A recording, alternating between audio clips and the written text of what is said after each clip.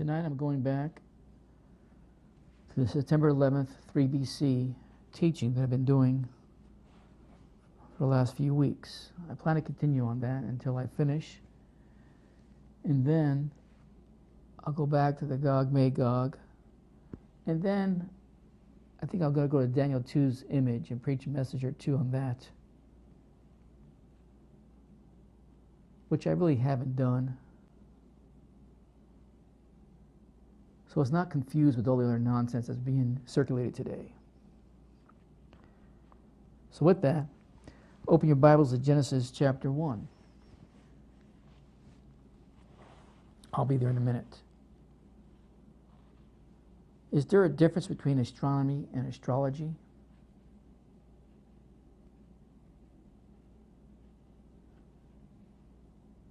Yes.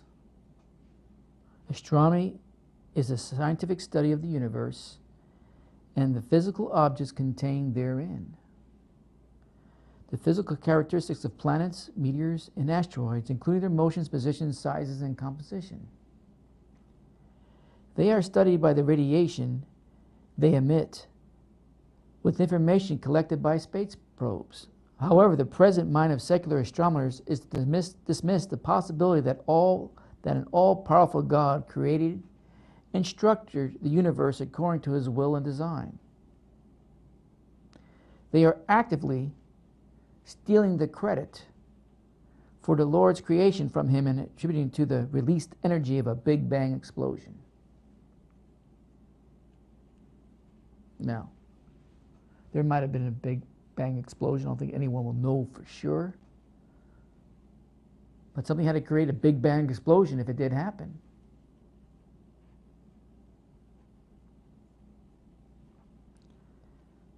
Now, astrology, on the other hand, is the belief that planets and other celestial bodies have a mystical, even a spiritual influence upon the lives of mankind. This belief causes a person, in whole or in part, to direct their lives and daily activities based on the position of planets and the mystical forecast based on such positioning. The stars were not placed in the heavens to be worshipped. They were to serve as signs, indicating to mankind the supernatural seasons of God for his preparation, his edification, and understanding. Astrology is the root of all false religions. The enemy, the devil, wants to obscure through deception the true message of the stars, so it is not understood by mankind, and he's done a wonderful job at it.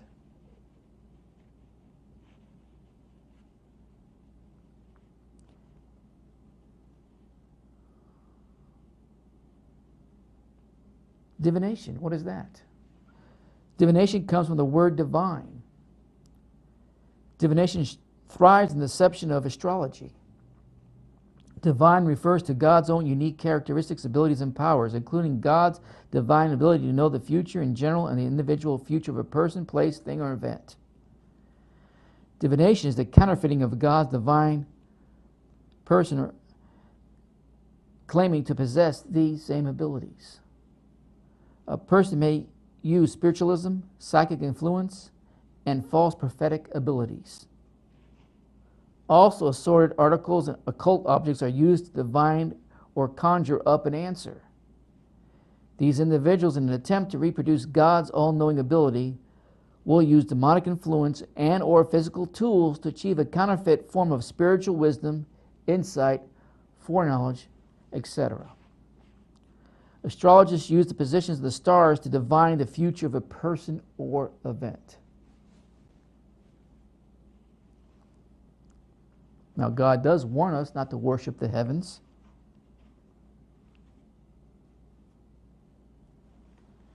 Scripture says, "Take ye therefore good heed unto yourselves, lest ye corrupt yourselves and make you a graven image, the similitude of any figure, unless you lift up thine eyes unto the heaven, and when thou seest the sun, the moon, and the stars, even all the host of heaven, should it be driven to worship them and serve them, which the Lord thy God hath divided unto all nations under the whole heaven. Take heed unto yourselves, lest ye forget the covenant of the Lord, and make you a graven image or a likeness of anything which the Lord thy God has forbidden thee, for the Lord thy God is a consuming fire, even a jealous God. Of course, you find that in Deuteronomy 4, verses 15 through 24. God's a jealous God. He'll consume with fire all these divinators.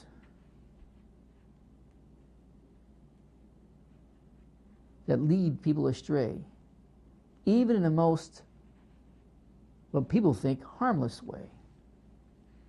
Well, give us just an example of that. I don't know if they still do it or not. I gave up reading most of the newspaper. I still read them, but all the stuff in between the important headlines. Just to give you an astrology report, of course, basing on when you were born and what sign, supposedly.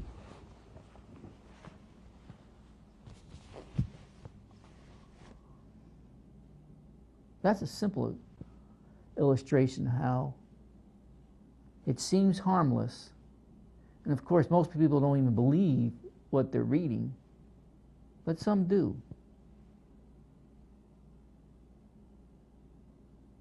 And of course, from that, it gets a little bit more sophisticated, especially those who worship the stars and come up with all kind of cockamamie belief systems concerning the signs in the heavens or the constellation in the heavens as part of the Zodiac, and steal the true meaning of what is being said up there.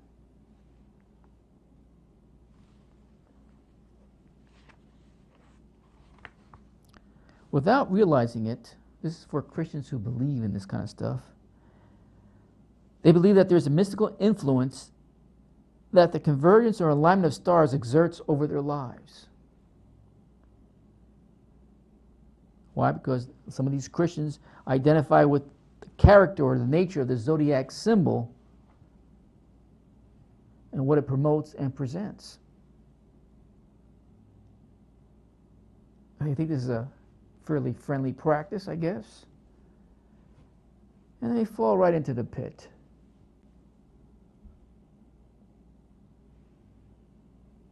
The trap that's been created by Satan.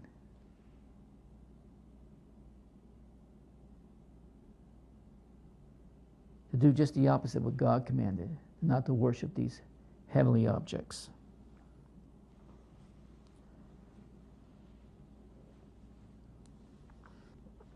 Particularly the stars associated with their birth dates. The problem is these are Christians and we are to be led by the Holy Spirit. And of course, what I'm reading gives you a few examples of that. And not by created objects. It is idolatry, but when you don't know the person of a thing or purpose of a thing, for example, the true meaning of the stars, it is both human nature and demonic deception to pervert, redefine, and change that thing into terms that make it beneficial or understandable to oneself. When we mix Jesus and his teachings with mysticism, superstition, divination, witchcraft, and cultural beliefs, it is no longer Christianity with Christ highlighted in this word. It becomes Baal worship or Babylon, where many gods are worshipped, causing the message of Christ to become polluted. Satan will pollute the most holy place with profane sacrifice, proclaiming himself to be God. Jesus is the unleavened bread, no mixture that came from heaven. If we mix the pure word with our other beliefs, it is apostasy. It says Jesus is not solely the Lord and facilitator of one's destiny, that other mystical forces and influence play an important role in our lives, which is the furthest thing from the truth.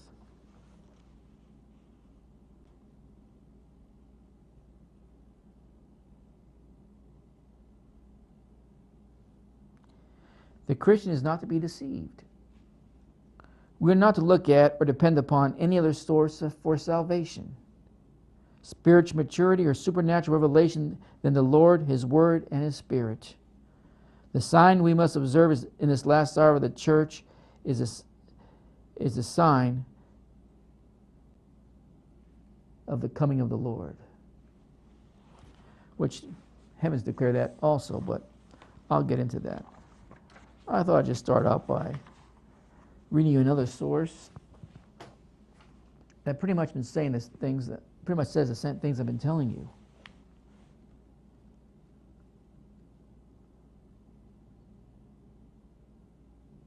The heavens and the message it carries is the same message we find in the scriptures. But just as God's word has been polluted within supposedly the Christian world, well, the message of the heavens has been polluted in the Christian world and outside the Christian world with false information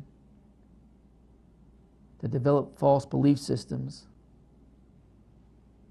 based upon what the heavens say and everything they created from that point.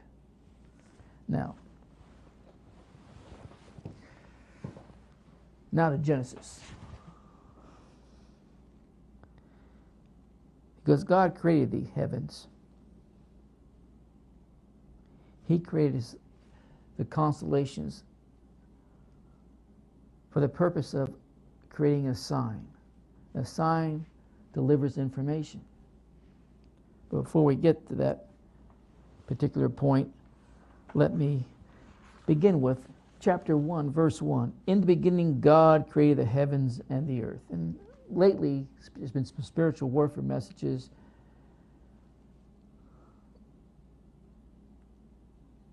that I preached that went out in written form, the pre-Adamite world, and even the last message, Back to the Future, that really upset some Christians. And I got one just the other day, a message, one of many, but one that stood out.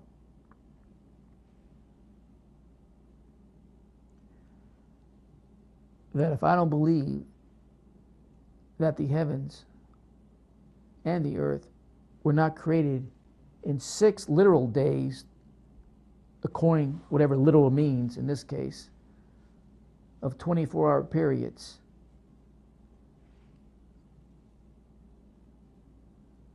I'm damned. Well, whether I get it right or not concerning the time creation or the time it took for God to create or recreate the planet, and the time that He put Adam on this planet and told Adam to really repopulate the planet.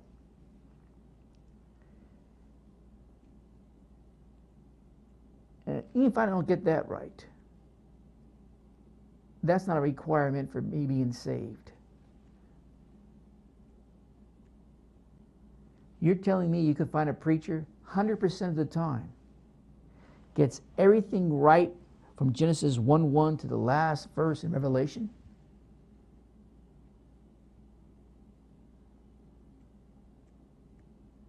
I haven't found one yet, including myself. I keep saying I'm a work in progress. And when new information comes along, if it verifies the God's word and something that I believed in the past, but now have a better understanding of it and I have to change my opinion, you've got to swallow your spiritual pride and move on. Most preachers won't do that. I can tell you very few will.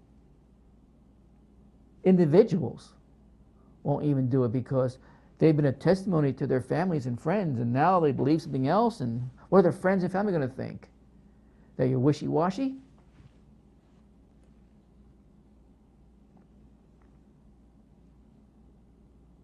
I really don't care what you think of me.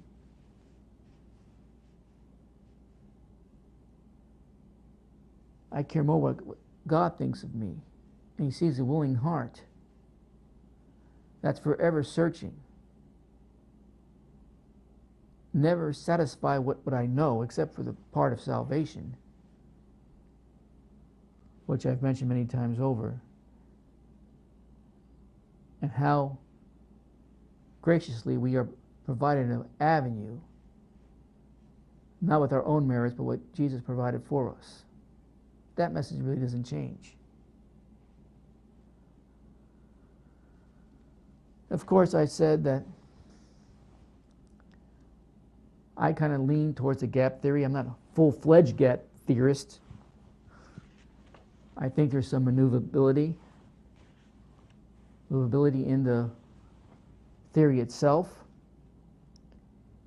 And if you follow the evolution of it, and of course if I mention evolution, you think of Darwinism immediately, so you put me in a camp immediately because I said that. Oh, stop being such blockheads.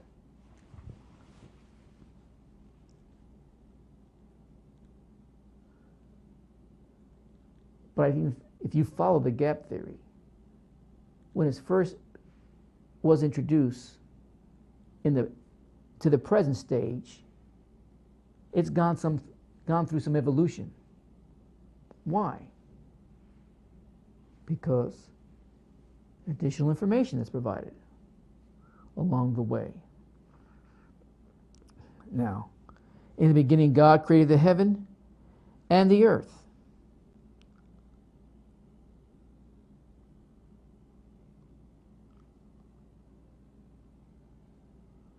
Whatever he created in the heaven and the earth, at what time that was that all these events took place, which should be included, which we don't even know all of them. We don't even have a clue, to tell you the truth, except for a very few of them. In the beginning, God created the heaven and the earth. This is when the angels were created also. We don't have any idea when the angels were created. The cherubims, the seraphims, lesser rank angels, and so forth. All we know in Genesis, in the beginning, whenever that beginning was, God created the heaven and the earth. And the earth was without form and void, and darkness was upon the face of the deep, and the Spirit of God moved upon the face of the waters. And of course, and you could find multiple Hebrew language experts that disagree what this verse is saying. You can't even get the experts on the Hebrew language to agree.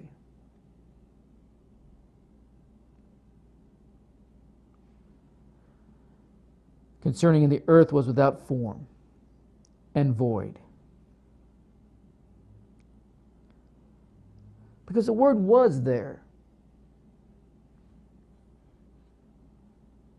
Haya in the Hebrew.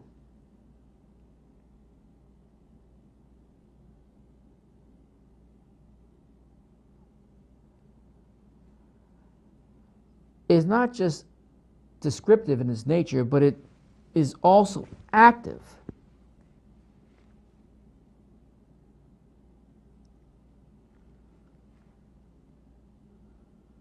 It's just not just defining something, it's defining that something that was taking place, in other words. And this is where the big argument comes in with the Hebrew translators and the language experts. When was it active? Now, I don't want to dwell on this that much because that's not the purpose of this message tonight. But somehow, somewhere, if you take the translation, which I believe is the closest translation of what's being said there, you might want to write this down. But the earth became, or you can use, or had become, without form and void. Without form, and it was void.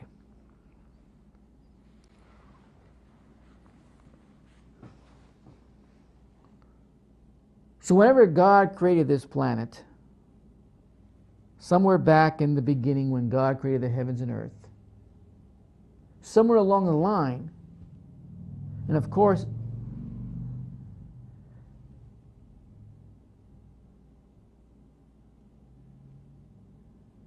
some believe that the dinosaurs walked with Adam.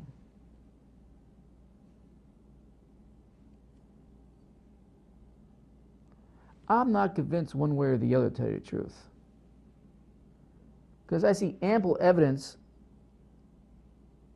leaning towards it, they didn't, but there's some evidence that's unexplainable that says they did.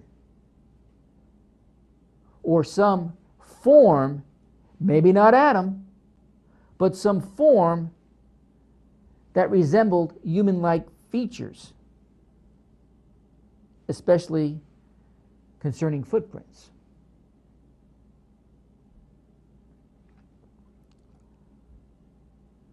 Whatever, whenever, and whatever caused the dinosaurs to go into extinction, you can argue back and forth till Jesus comes on that. But I think what's clearly being said here in the Hebrew is that this earth was created along with the heavens. Something happened to it, and it had to be recreated because it became without form and void.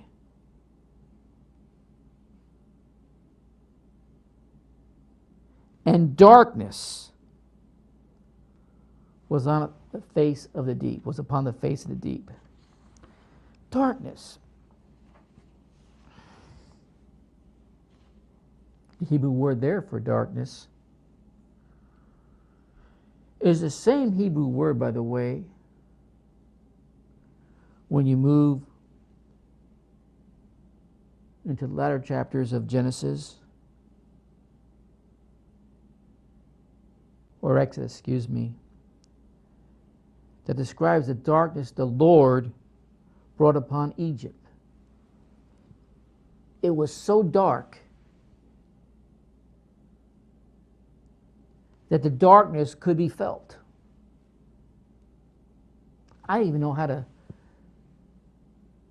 compute that.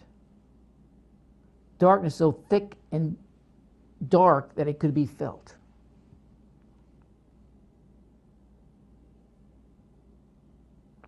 And of course, included with that is that this darkness was upon the face of the deep.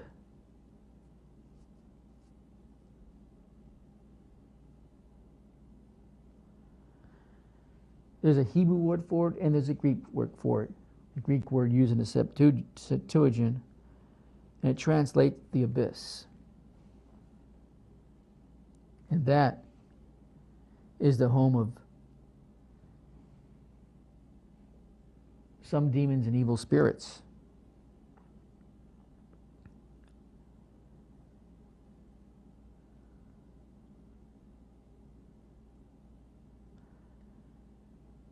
So it could be read that this earth was in disarray, empty, in spiritual darkness. In this place that was destroyed, and the only thing that was left on it was the demonic realm. Or not the demonic realm, but the evil spirits, fallen angels. I don't believe demonics even existed yet. I think that would come, and that would come after the flood, or before the flood even, but after the flood for sure. When the giants were slayed or killed, and their bodies, disembodied spirits, roam this planet. Now, and God said in verse 3, because God's Spirit moved upon the face of the waters.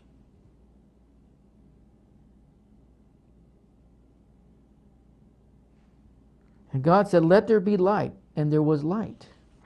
Let there be light, and there was light. Most people reading this, like I said last time, will think automatically that this is the sun that God created.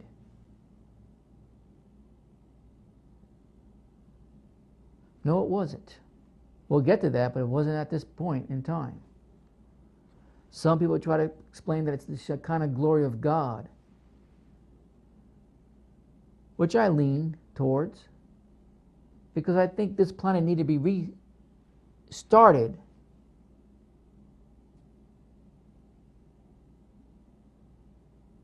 because it had water on it.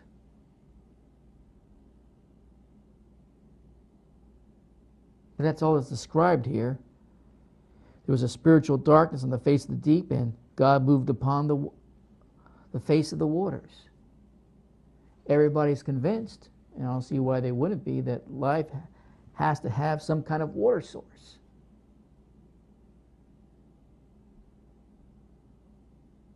But if you put a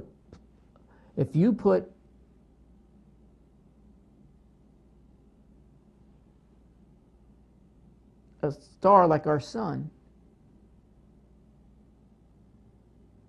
in our solar system or in any other solar system, and just because you have water doesn't mean you're going to have life. So God had to kickstart this planet once again and recreated it, and the light probably coming from his Shekinah glory is the only thing that could create the life and the environment that will produce what he wanted to produce to replenish this earth. And God saw the light that it was good, and God divided the light from darkness.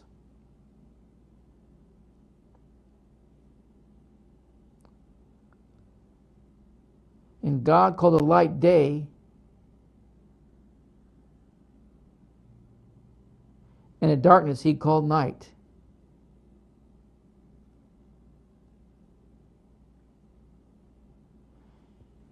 And the evening and the morning were the first day. Well, that's logical. It had to be our sun and our moon that he's referring to. Or at least the rotation of our planet on its axis. Certain times during a 24-hour period, the planet will be not facing the sun, which creates the darkness. So that's what it's referring to. There's only one problem. It doesn't say the sun or the stars or the moon were created yet. But this light that God created was obviously possibly a temporary solution that was required to produce life again in this planet, which God would eventually substitute with things that he would create on the fourth day, which would be the elements of our solar system, including our sun. And you can argue back and forth what these verses mean till you're blue in the face or till Jesus comes back. No one will have 100% of the answers that could suffice one's thought processes, because we just don't know enough. And if I come across something that I think will get us close, I'll be the first one to let you know there's more information. Verse 6, God said, "Let there be a firmament in the midst of the waters, and let divide the waters from the waters. And God made the firmament and divided the waters which were under the firmament from the waters which were above the firmament, and it was so. And God called the firmament heaven, and the evening and the morning were the second day." Now this firmament, this expansion literally, and of course books back in the late 70s and early 80s were written that this was a canopy of water above the earth, and then waters from above the earth in this canopy and waters from below flooded this planet in Noah's flood, and it no longer exists today. I don't believe that. And I gave my reasons why in other spiritual warfare messages, but I don't have time to stop tonight. But I do know one thing. This is the only day creations that God said that it was good. This was a separation, expansion that kept us away from God's throne, because this planet was recreated over sin. And God cannot associate himself with sin. Now, I believe he created a certain section of this planet where he could walk and talk with Adam and Eve, or Adam, in the Garden of Eden. And I have my suspicions where that could possibly be on this planet, but that's not tonight's subject either. There's a lot of questions that you can ask, and a lot of questions that come up with answers that just not suffice. We just don't know enough information concerning these beginning days.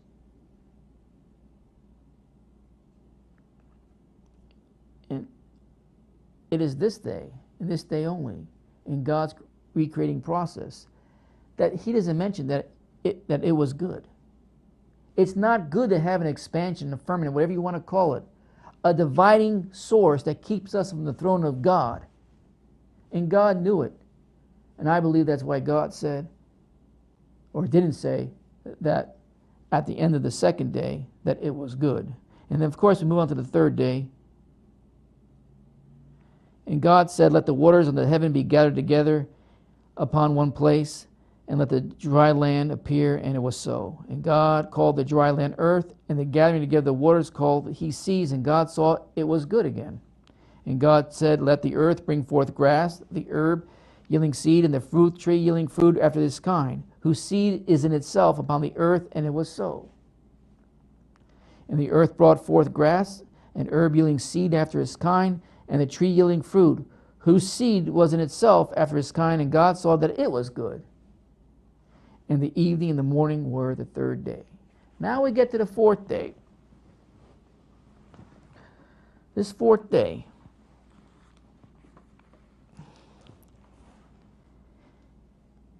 and God said in verse 14, let there be lights in the expansion or firmament of the heaven to divide. To divide.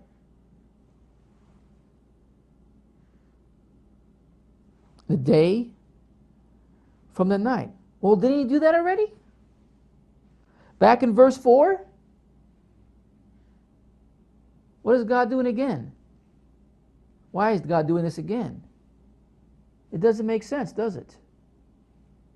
I thought he already said that in day 1. Let there be light, and there was light. And God saw that light, that it was good, and God divided light from darkness. And here in verse 14, 10 verses later, and God said, let there be lights in the firmament of the heaven to divide the day from the night, and let them be for signs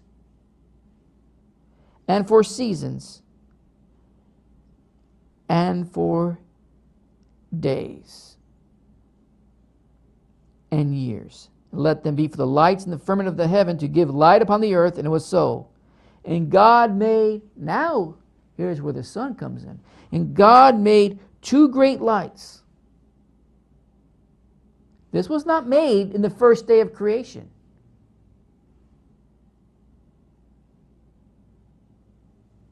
And God made 2 great lights. The greater light to rule the day, and the lesser light to rule the night. He made the stars also. Now, there's plenty of stars out there beyond our solar system. There's universes, millions of them, which has stars in it. But the signs that he made for seasons, for days, and for years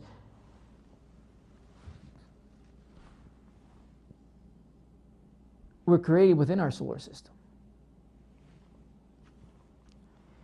And within those were created the lesser lights to rule the day and the night. That would be the sun and our moon. And God set them in the firmament of the heaven to give light upon the earth, and to rule over the day and over the night, and to divide the light from the darkness. And God saw that it was good. And the evening and morning were the fourth day. Were the fourth day.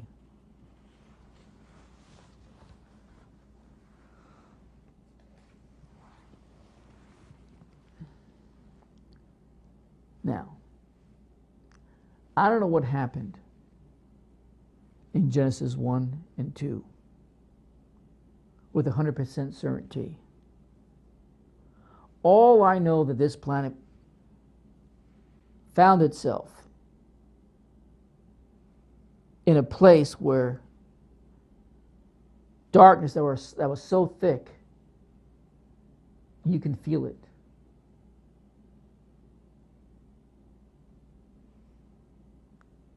Now we know in our scientific world today that study these topics concerning galaxies and constellations and stars and so forth, most come to the conclusion that the galaxies are held together by some dark matter source, or now what they're calling it, some believe it's not dark matter, but dark energy. There's a lot more of that out there than there's things of light.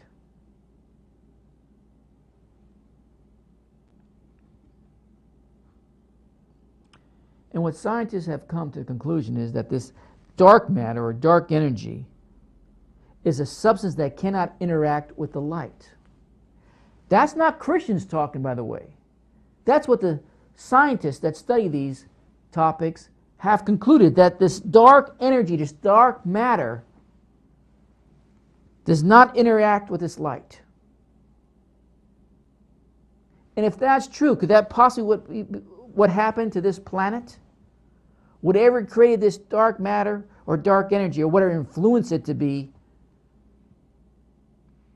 the driving force that created this planet without form and void, that only God, Shekinah glory, could pierce through it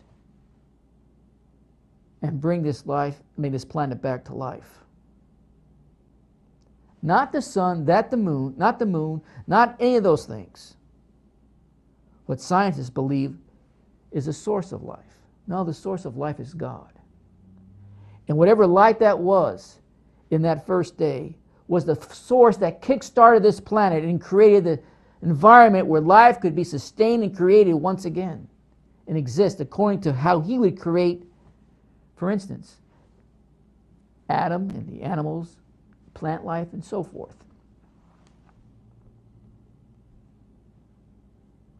Now the constellations, that's part of the Zodiac,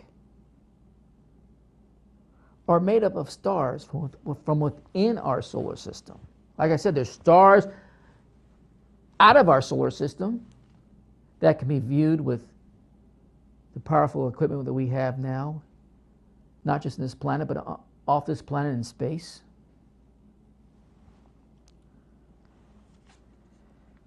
And that's the signs that verse 14, or part of 14, is referring to. And let them be for signs and for seasons. Seasons has a broader definition, not just like a season. When you think of a season like this as fall, winter, summer, and spring, or fall, winter, spring, summer. It goes beyond that. Now, what does that tie? How does this tie into September 3rd? September 11th, 3 BC. Well, I'm going to present to you the less compelling evidence, but I think it's still compelling to me. It's compelling to what Jewish scholars have known for millenniums. And I'll start there. Then I'll move into more of the constellation evidence that's available for those of us that are interested, and I'm interested. Now, there's many reasons why September 11th, 3 BC was a fitting time for the Messiah, Jesus Christ, to be born.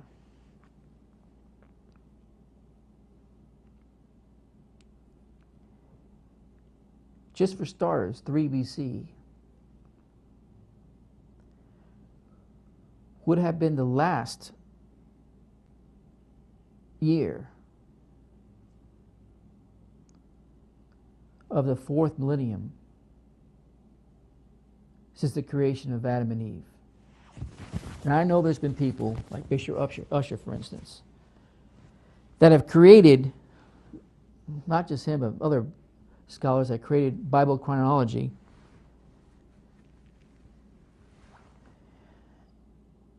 according to scriptures, starting at the place we're at today, and not today, beginning with Adam and moving forward and going in reverse also, from when Jesus Christ was possibly born and moving back to the creation of Adam and Eve. And there's different dates depending on the scholar that you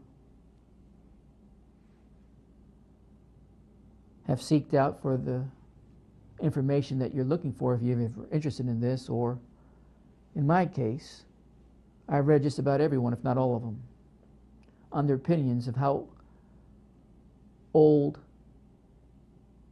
mankind and the flesh substance of Adam-like beings are. Some go back to 4000 BC, some go back to 3996 BC, some go back 4001 BC, 4002 BC, and 4003 BC, 4004 BC. Once again, it's all over the place, usually within about 10 years.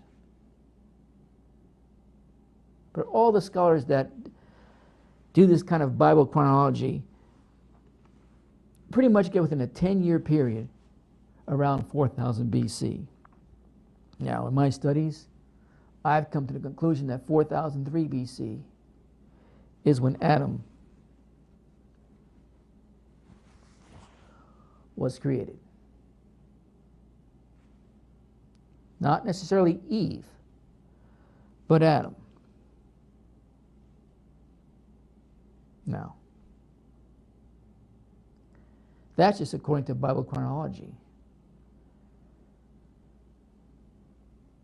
But could there possibly be a prophetic meaning, hidden message in something that is so overlooked?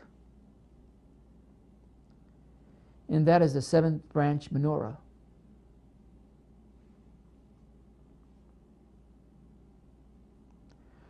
Which represents, in the menorah, maybe I'll just draw it real quick if you go to the board. I'm no artist, but I'll give it a try.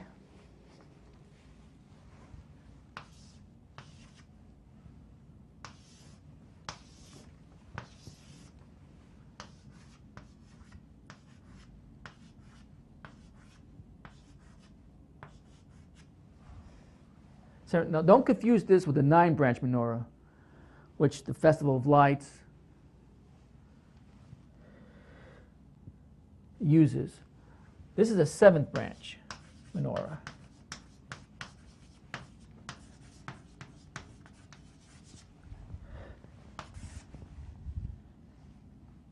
One, two, three, four, five, six, seven. One of the many, few, not many, but one of the few meanings behind the 7-branch menorah is each candle or branch represents 1,000 years. So this would be the first 1,000, the second 1,000, third 1,000, 4,000, 5,000, 6,000, 7,000 years.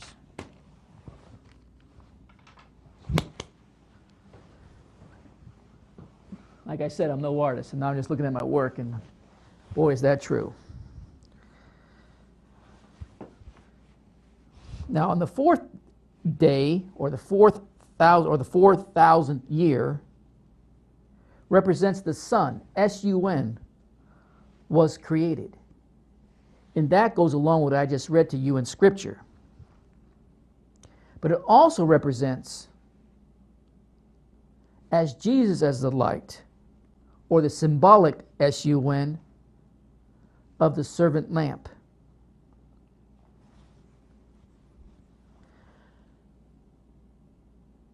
And it also represents the millennial day in which Jesus would be born. Now, let me just read to you. Come back to me now. Some of the people that have spent many of their lifetimes, much of their life studying the menorah, dating back millenniums now, have concluded, according to their studies. It is described in the Bible as a seventh branch ancient lampstand, made and used in the portable sanctuary set up by Moses in the wilderness and later in the temple in Jerusalem. Fresh olive oil of the purest quality was burned daily to light its lamps. The seven-branch menorah, one that was in the temple, first in the wilderness and then eventually in the temple. Now the nine-branch menorah used during Hanukkah is totally different. Hanukkah, by the way, is not one of God's commanded feasts. It's rather a tradition celebrating the remembrance of the victory of a small band of Jews over the occupying army of the Syrian king at the time. Let's move on. The seven-branch menorah is made according to the commandment in Exodus 25, verses 31 through 40. It appears in the coat of arms of the state of Israel, among other things. It symbolizes the creation in 7 days, with their center light representing the Sabbath. It also said to symbolize the burning bush as seen by Moses.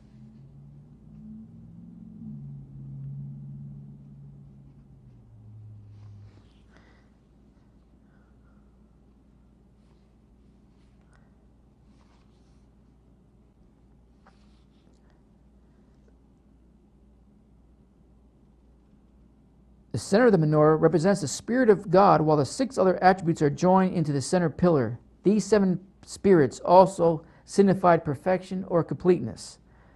The fear of God alone is the spirit of Yahweh. It is a vital spiritual quality for life in Jesus. The fear of God is a personal guide. Hebrew yira means fear, as in fierce, awesome, terrifying, or in all contrary to Christian teaching that the fear of God is not really fear but love and respect. And it goes on and on. I had something else I wanted to read to you, but I don't know if I brought it. I don't think I did. That's okay. The one thing I wanted to point out in this, that this menorah, besides representing, in other words, the 7 spirits of God, by the way, if you go to the Revelation, not only in Revelation, but you see it there in the beginning chapters of Revelation. I've had questions about this. What are the 7 spirits of God? I'll get to that. Verse 4 in chapter 1, join to John to the 7 churches which are in Asia. Grace be unto you and peace from him, which is and which was and which is to come, and from the 7 spirits which are before his throne. What does that mean? I've had people ask me that. Well, I'll tell you. In this particular teaching I'm doing on September 11th, 3 BC. But tonight, I just wanted to introduce to you Genesis 1 once again, and when the constellations, the sun and the moon were created on the 4th day. And why the 4th day? And why our 7-branch menorah?